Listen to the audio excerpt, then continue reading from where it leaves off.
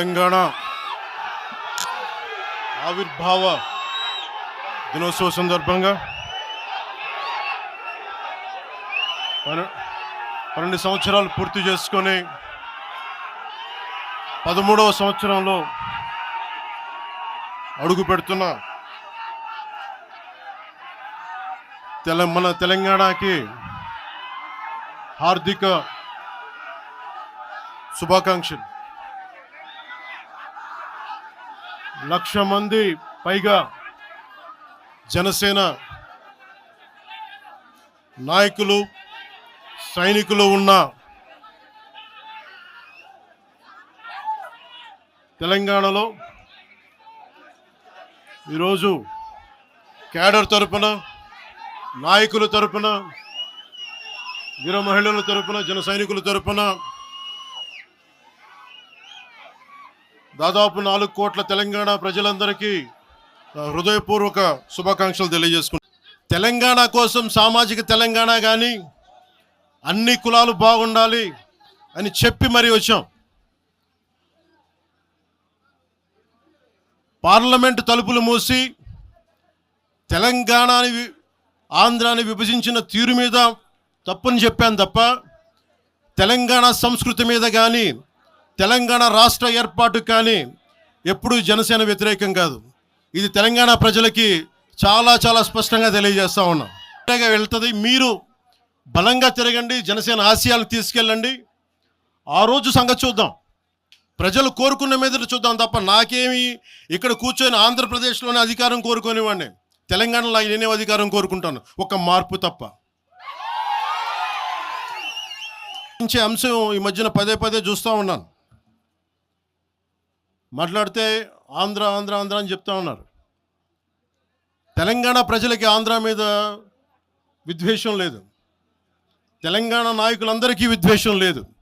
తెలంగాణ ఏర్పాటు కావాలని కోరుకున్నారు కానీ ఆంధ్ర ప్రజల మీద ఎక్కడా విద్వేషం చూపించలేదు. నిజంగా తెలంగాణ ప్రజలు కానీ మొత్తం తెలంగాణ నాయకులు కానీ విద్వేషం చూపించి ఉంటే ఈ రోజున ఒక్క ఆంధ్ర ప్రాంత వ్యక్తి కూడా ఇక్కడ తెలంగాణలో ఉండలేడు. ఇది తెలంగాణ తాలూకు ప్రేమ, తెలంగాణ ప్రజల తాలూకు ప్రేమ. ఇవన్నీ ఎవరు మర్చిపోరు. నాకు ఈ మధ్యన వస్తా ఉంటే నువ్వు హైదరాబాద్లోకి ఎలా అడుగు పెడతావు, నీకు హైదరాబాద్లో ఏం పని, ఇది నేను ప్రత్యేకించి చెప్తా ఉన్నా. మీరెవరైనా నన్ను బెదిరించే వాళ్ళ మీ అయ్యే జాగీరా తెలంగాణ?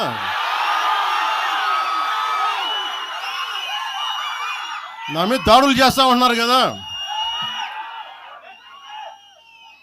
నాకు తెలంగాణలో బెదిరింపుల కంటే కూడా ఆంధ్రాలో బెదిరింపులు ఎక్కువ. నాకు తెలంగాణలో ఇంకా రానివ్వమంటారు నన్ను, ఆంధ్రాలో అయితే తల తీసేయనంటారు కోనసీమలో కొంతమంది.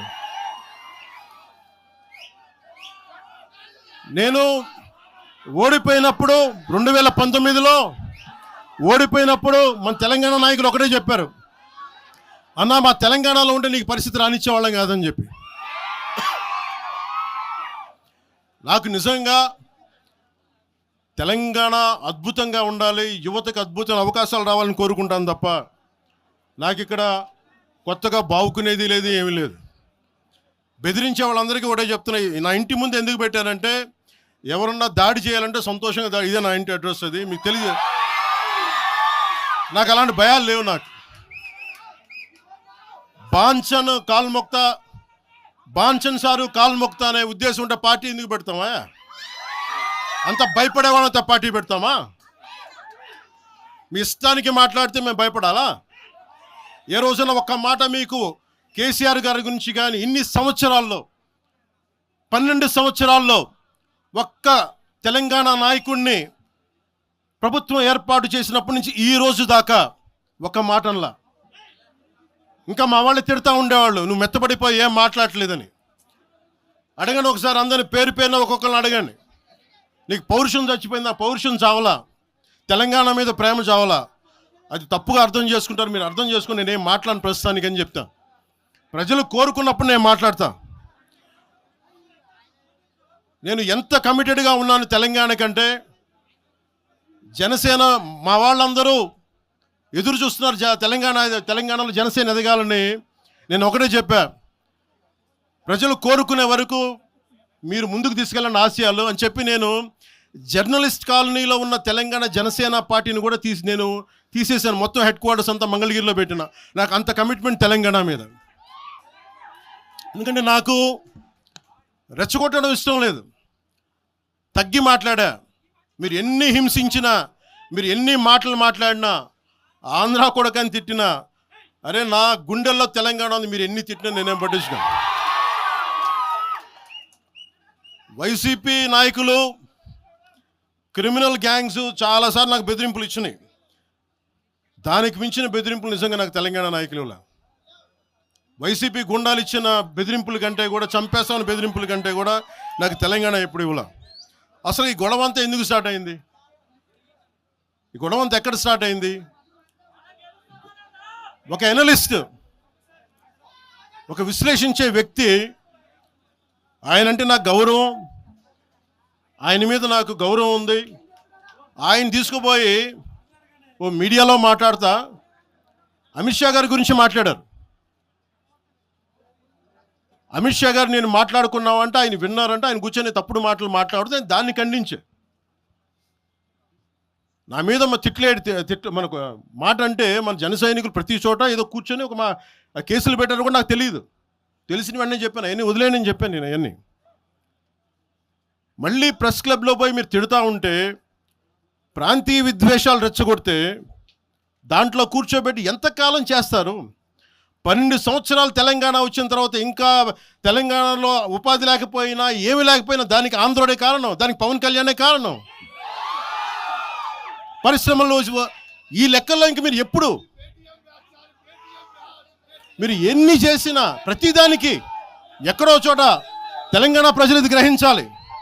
ఉద్యోగాలు రాకపోయినా, ఉపాధాలు రాకపోయినా ప్రతిదానికి ఆంధ్రోడు కారణం అంటే, ఆంధ్ర ప్రజలు నిజంగా ఎందుకు వస్తారు ఇక్కడికి? తెలుగు చిత్ర పరిశ్రమ ఎందుకు వచ్చింది?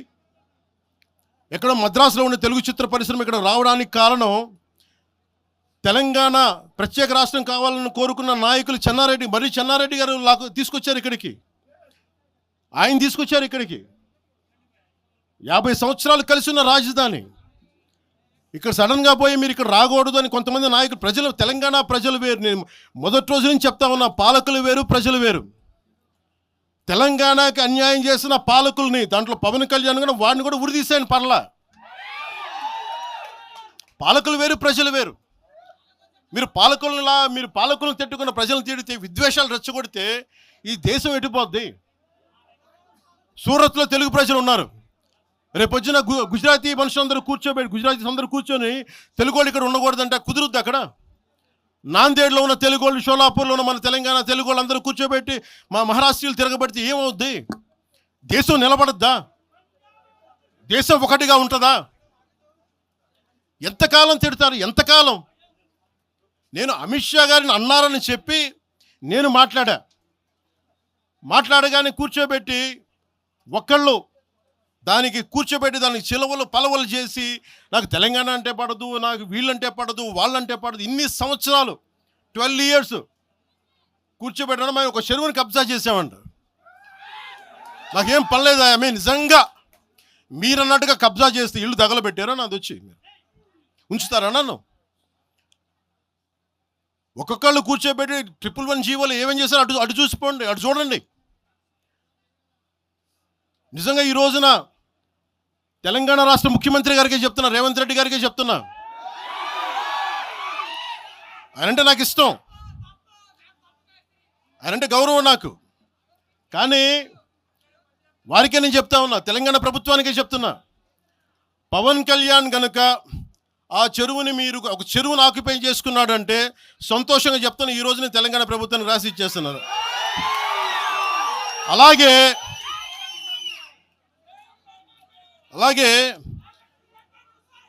లెఫ్ట్ మేము వామపక్షవాదులు అని చెప్పి ఒక ఎనలిస్ట్ మాట్లాడతా, ఇది ఎలా ఉంటుందంటే, ప్రపంచ కార్మికులారా ఏకం కండి అని చెప్పే వామపక్ష భావజాలం ఈ రోజున ప్రాంతీయతకు వచ్చింది. ఆ వామపక్ష భావజాలం చెప్పే వ్యక్తి అనలిస్ట్ ప్రకారం ప్రపంచ కార్మికులారా ఏకం కండి, ప్రపంచ కార్మికులారా ఏకం కండి చెప్పే వామపక్ష భావజాలం ఈరోజు ఎక్కడికి వచ్చింది? ఆయన చెప్పిన విధానం ప్రకారం ప్రాంతీయతకు వచ్చింది. కమ్యూనిజం ఎందుకు చచ్చిపోయిందంటే ఇలాంటి వాటి వల్ల చచ్చిపోద్ది. ఈరోజు గద్దర్ గురించి మాట్లాడతారు. బండెనక బండి కట్టి 16 బండ్లు కట్టి ఏ బండిలో పోతాం నైజాం సర్కార్ ఓడా అంటే అది ఈరోజు మాకు వచ్చిన ప్రేమ కాదు. మాకు అది నా చిన్నప్పుడు చెప్పాను ఆ మాట, తర్వాత ఫస్ట్ మీటింగ్లో చెప్పా. గద్దర్ గారు బతికున్నప్పుడు మీరందరూ ఏమయ్యారా? మీరందరూ గద్దరన్న బతికున్నప్పుడు మీరందరూ ఎక్కడున్నారు? గద్దరన్న వెన్నులో బుల్లెట్లు దిగితే గద్దరన్న నా దగ్గరికి వచ్చాడు. ఒకటి అడిగాడు ఆఫీస్కి వచ్చి, మన జర్నలిస్ట్ కాలనీలో ఉండే జనసేన ఆఫీస్కి వచ్చి, అరే తమ్మి నాకు బుల్లెట్లు దిగినీరా, నాకు వెనకాల నన్ను స్వేచ్ఛగా రే అని పిలుచుకునే అంత చనువు మా ఇద్దరి మధ్య, నాకు బుల్లెట్లు దిగినీరా ఈ వెన్నులో, నడవాలంటే ఇబ్బందిగా ఉందిరా, నాకు కారులో పోవాలంటే ఆటోలో తిరగలేకపోతున్నా, ఒక అండంగా అడుగుతున్నా, హక్కుగా అడుగుతున్నా, బండి కొనివరా అంటే ఆయన ఒక 24 గంటలు 3 రోజుల్లోనో 2 రోజుల్లోనో బండి కొనిచ్చాను నేను ఆయనకి. ఇప్పుడు ఎందుకు చెప్తున్నానంటే ఆ రోజు నేను చెప్పుండొచ్చు, నేను చెప్పట్లా. మీకేం తెలుసు గద్దర్ గారి గురించి? మీకేం తెలుసు? మీరేం మాట్లాడతారు గద్దర్ గారి గురించి? బతికున్నప్పుడు ఆయనకి ఏం చేశారు? మీరందరూ బతికున్నప్పుడు మీరేం చేశారు ఆయనకి?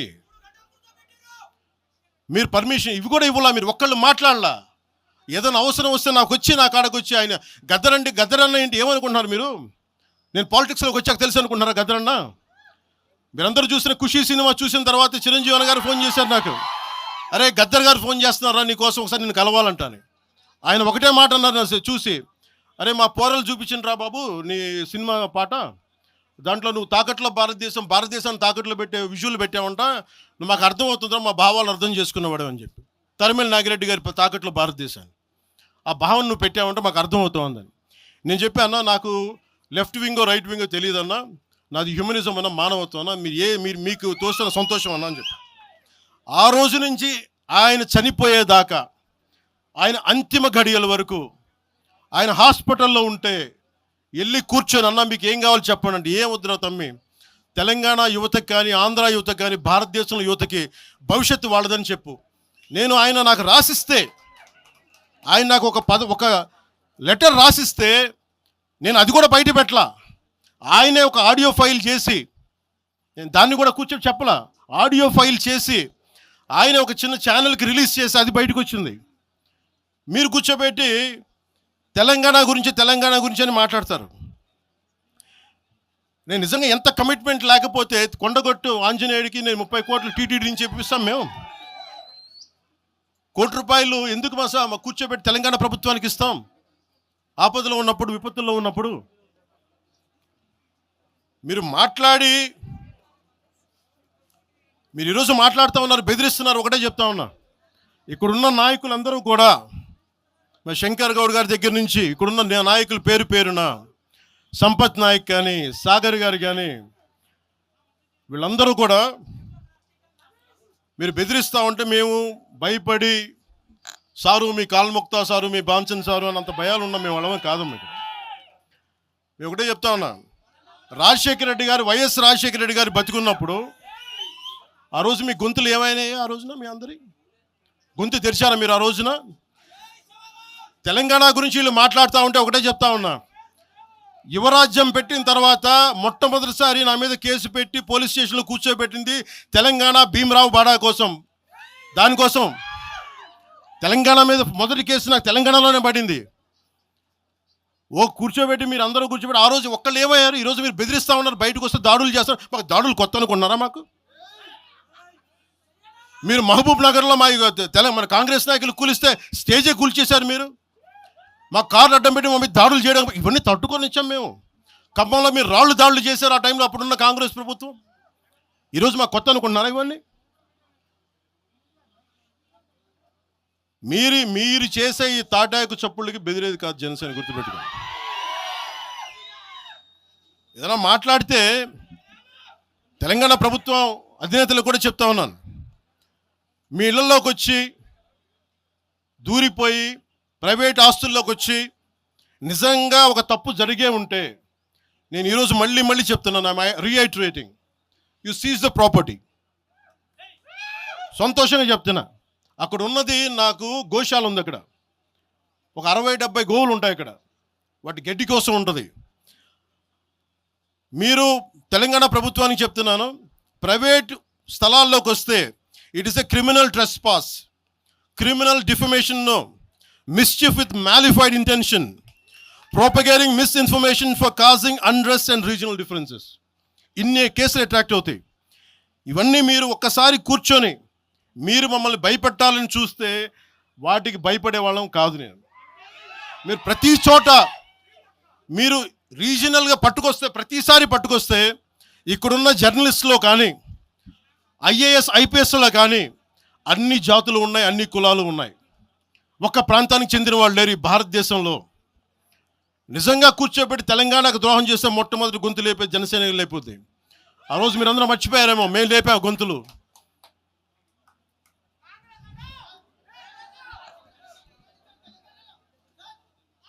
కాంగ్రెస్ హటావ్ దేశ్ బచావ్ అని అంటానికి ఈరోజు ఇందాక మీరు చెప్పినానికి చెప్తున్నా. కాంగ్రెస్ నాయకులు మాట్లాడుతున్నారు కొంతమంది, అందరం చెప్పట్లా. కొంతమంది నాయకులు కూర్చొని మాట్లాడుతూ ఉన్నారు, నువ్వు ఎలా తిరుగుతావు రోడ్ల మీద చూస్తాం, నాలుకలకు వస్తాం, నాలుకలు చీరుస్తామంటే రండయ్యా బాబు మీకు నాలుకలు తీసి చూపిస్తాం మీకు కోసుకొని. అలాగే మీరు ఒకప్పుడు ఇలా మాట్లాడిన నాయకులందరూ రాజశేఖర రెడ్డి గారు తెలంగాణకి విభజనకి నేను వ్యతిరేకం నేను అన్న చెప్పిన వ్యక్తికి పక్కన ఉన్న కొమ్ము కాసిన వాళ్ళు వీళ్ళందరూ మాట్లాడతారు. నిజంగా నాకు శివుళ్ళ మల్లికార్జున్ శ్రీశైలం చెంచు పెంటల నుంచి వచ్చినాడు, చెంచు గూడెల నుంచి వచ్చిన కుర్రాడు, 16-17 ఏళ్ళ కుర్రాడు. చెంచుళ్ళ శివ మల్లికార్జున్ వీళ్ళు వెతుక్కొని వచ్చారు నా కోసం. దేనికి?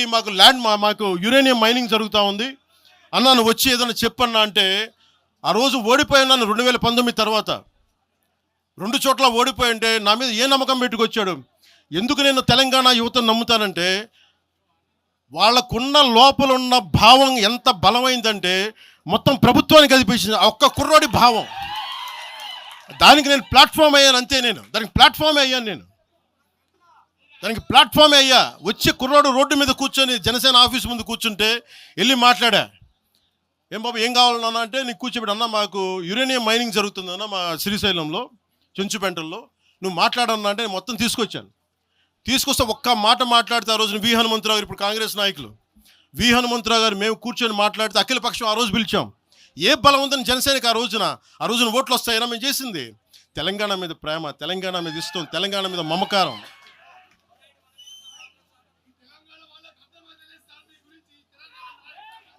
తెలంగాణ ప్రజలు వేరు, తెలంగాణలోని కొద్దిమంది. నేను కేసీఆర్ గారు భారత రాష్ట్ర సమితి పెట్టి ఆంధ్రాలో పార్టీ పెట్టినప్పుడు స్వాగతించిన వాడిని నేను. ఒక పార్టీ ఎక్కడైనా పెట్టుకోవచ్చు. కేసీఆర్ గారికి మనస్ఫూర్తిగా ఆ రోజున మనకి గుంటూరులో బీఆర్ఎస్ పార్టీ కార్యాలయం పెడితే, అంతకుముందు జనసేనలో పనిచేసిన నాయకులను ఆయన ప్రెసిడెంట్గా పెడితే మనస్ఫూర్తిగా స్వాగతించాం. సమస్యల మీద తిప్పి కొడితే ఎంత 4 కోట్ల జనాభా ఉన్న, దాదాపు 4 కోట్ల జనాభా ఉన్న తెలంగాణలో జనసేన తిప్పి కొడితే 1,00,000 మంది పైన కూడా లేరు. 2,000 మంది జన సైనికులతోటి సాధకులతోటి మేము సభ పెట్టుకుందామంటే మీరు దీనికి పర్మిషన్ ఇవ్వకపోతే మేము ఏం చేస్తాం? మేము దుర్మార్గాలు చేస్తామా? మేము అంటే నాకు ఎలా ఉంటుందంటే మీరు ఏదైనా మాట్లాడండి అంటే ఇప్పుడు నేను ఒక ఎనలిస్ట్ కూర్చొని నేను మాట్లాడింది వేరు, నువ్వు అమిత్ షా గారిని మాట్లాడితే నేను దాని గురించి ప్రస్తావిస్తే దీంట్లో ప్రాంతీయత ఎక్కడుంది? దీంట్లో తెలంగాణ నేను ఎప్పుడు అవమానం చేశాను? దీంట్లో కులాలు ఎక్కడొచ్చినాయి? మీరు తీసుకొచ్చి మీరు తిడతా ఉంటే అంటే నాకు మాకు హక్కు కూడా లేదా? మీ ఇష్టానికి మీరు మాట్లాడితే మేము కనీసం నొచ్చుకునే అభిప్రాయం కూడా మేము చెప్పకూడదా? బాధ కూడా పడకూడదా? అంటే మేము కూర్చోబెట్టి బాంచం ద్వారా అలాగే ద్వారా మీరు ఎలాంటి వాళ్ళని భరించాలా? మేము పీకలు పోయినా పర్లేదు, పీకలు కోసుకుంటా, కానీ భయం అయితే మాకు రాదు.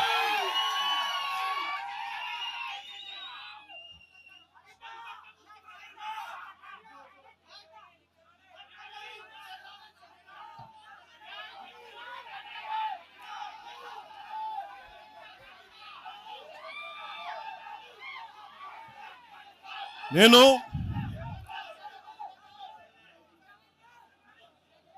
తెలంగాణలో ఆంధ్ర వాళ్ళకి ఏం పని అంటారు? సంతోషం, కరెక్ట్ అది. తెలంగాణలో ఆంధ్ర కాంట్రాక్టర్లు ఓకేనా? ఇక్కడ ఆంధ్రాలో తెలంగాణ కాంట్రాక్టర్లకి బాగానే పనిచేస్తున్నారు. అక్కడ తెలంగాణలో ఆంధ్ర కాంట్రాక్టర్లు బాగానే ఉన్నారు. ఎవరినా మీరు బేవకూఫులు చేస్తామన్నారు? మీరు ఎవరిని బేవకూఫులు చేస్తారు? మీరు ప్రజలనేమో మీరు మభ్యపెట్టి, యువత మీరు ప్రజానికం, మీరు తెలంగాణ ప్రజలు ఇది గుర్తించాలి. ఇది వీళ్ళు బాగానే ఉన్నారు, వీళ్ళ అధికారాలు బాగానే ఉన్నాయి, వీళ్ళు బిజినెస్లు బాగానే ఉన్నాయి, వీళ్ళ కాంట్రాక్టులు బాగానే ఉన్నాయి. ఏదైనా మాట్లాడితే నాలాంటి వాడిని కూర్చోబెట్టి భయపడతా ఉంటారు. మీరు ఒక్కసారి చెప్పండి, మీరు నిజంగా వద్దు అనుకుంటే తెలంగాణలో